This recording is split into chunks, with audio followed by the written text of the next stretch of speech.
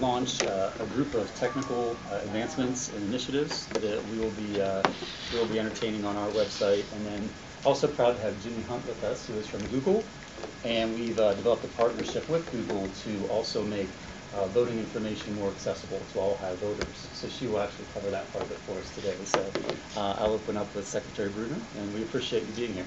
Good, thank you. Well, I think we can kind of look at this as our technology day, and this is appropriate because today is the first day of absentee voting, where people are voting either in person or boards of elections are beginning to mail out absentee ballots in response to requests.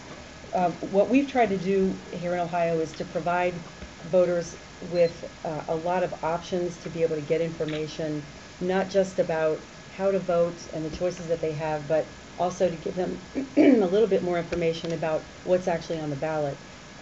We worked in partnership with Google, also with folks at electionline.org and the Pew Charitable Trust. And to quote Doug Chapin, generally voters want to know three things. They want to know, am I registered? Where do I vote? And what's on the ballot? So we have tried to provide these things in a variety of ways because we know that voters access their information in a great variety of ways.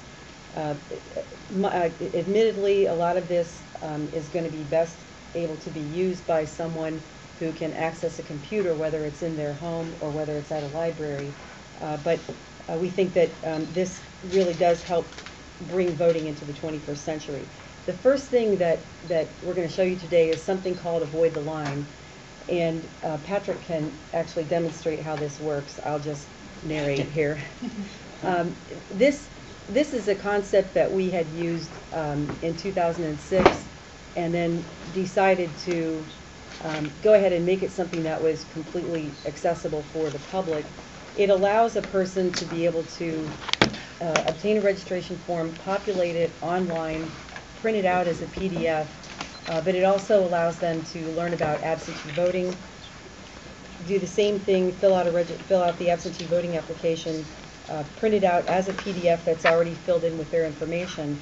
The thing that makes this a little bit different is that we've created this as a web resource, which is more than just a link. It's what oftentimes in web lingo is referred to as a widget, so that other organizations will be able to grab this off of our site, actually drop it into their site, and the same functionality will be available to them on their own site. So organizations can go ahead and use this as a way to prompt their own members to become registered and also to vote absentee if they wish to do that.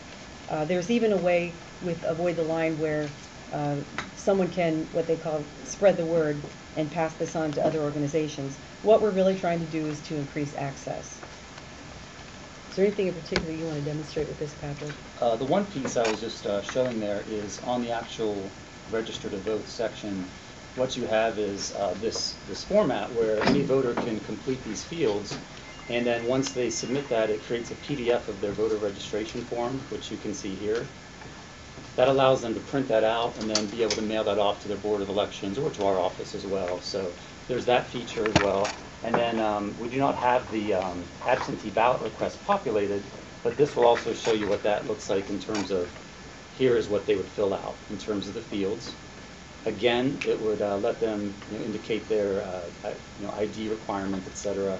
And it would also create a PDF of that form for them. There's one portion here on about Avoid the Line, reminders of deadlines, things of that nature.